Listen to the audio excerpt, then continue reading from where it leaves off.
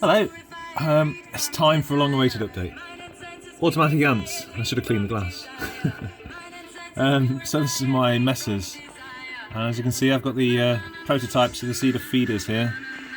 That black one's gone down. They were full to the brim, so they have been taking it, but it's bad timing. I put some extra stones in there. Well, they're actually pretty busy actually. They're not as busy as they usually are though. So I think what I'm trying to say is I've put these are my automatic ants now. So I've got a water feeder, 2 seed feeders. I've tried to make them work for it. They're going to climb up here to get it. But I've not actually seen them doing much of it. And the reason is I'd given them a really good feeding a week before I put these in. So I tape them up. So I don't feed them very often, I tape them up so they can't escape.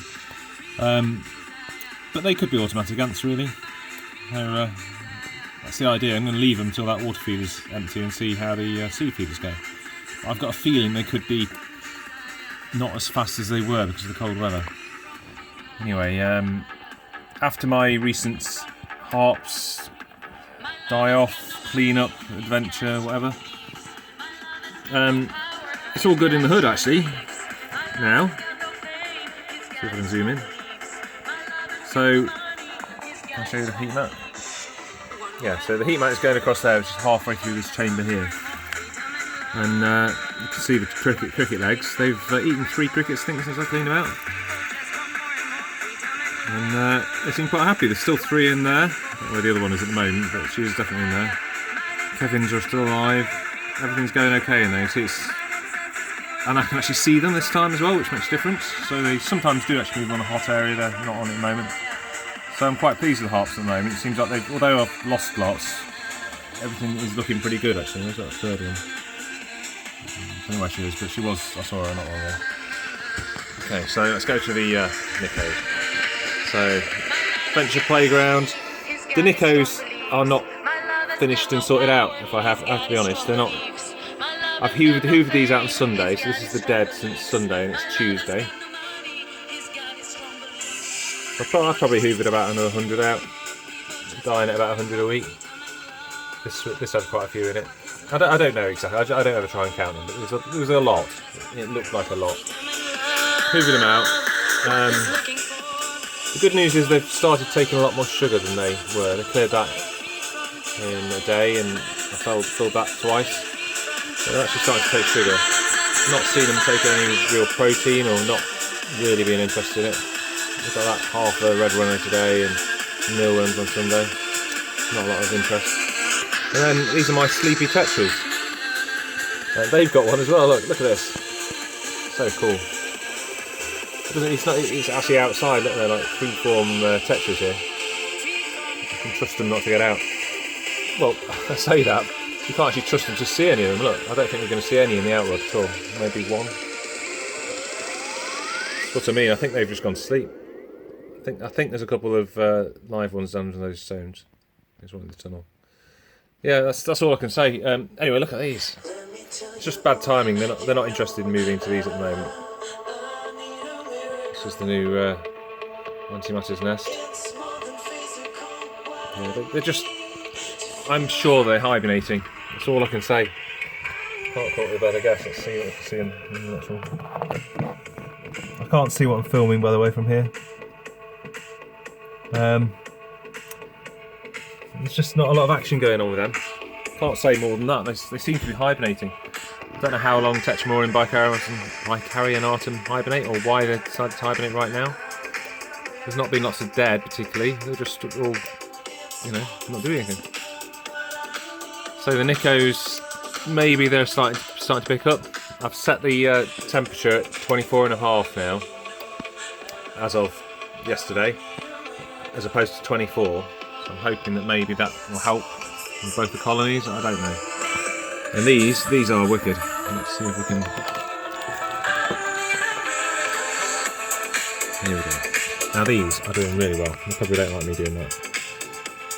Always eating. These are the Camponotus rufoglaupus. They've got a nice feeder as well. They love their sugar, these two.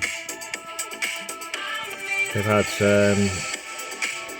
1.5 red runners today, and they had half a dubia on Sunday. Very few dead. This is how I'd like a colony to be. Very few dead, ever. Very busy. There's not as many in there at the moment. This is, see that connection there, that is their next expansion, unless I can work out a way of putting a large outworld in here instead of that medium. I don't think I can actually. The measurements are just too exact. But this area here had loads of brood and pupa in it. They're cool. This is what I always wanted, a nice, as in big size Camponotus colony, and that's what I got here. Let me get a better view. It's so black in there. Bit over-hydrated at the moment. They are great. So these are my sort of success story, and then back here, what you can see, not a lot to see, but there's actually a queen and 10 workers in that tube, and it's the big yellow African maculatus again. Last try, but hopefully I've got all winter to get them to grow up before the heat waves start and everything. I've just dumped them straight into that Saturn. So it's got new tubes and everything. They've used the substrate to block up their tube again. It does mean they can still come out when they really want to feed, but they're not interested in protein. Don't see much of them. I don't really mind. That's roughly the sort of temperature it probably is in their tube as well. That was suspended at the same sort of height as that. So we'll see about them. So yeah, the next option is to connect up this medium Saturn for these girls. And I don't think a large size outworld will fit in this gap. I think it's 200 at the maximum. I just don't think it's all going to fit. But I'm not sure. There might be a way of moving the large nest around this way to its side and then finding a way of connecting it to a large, if it will fit this way. So that's it, mate. I'm sort of in an easy-going place with the ants at the moment because I've not got that many tropical colonies. Half of them are hibernating or acting a bit slow, and all the natives are in the garage. So it's quite easy going at the moment for ants. But I would prefer that the Nicos were coming round a bit more. Maybe they are, and I would prefer if the Tetras were starting to, boom and do well, but they're not.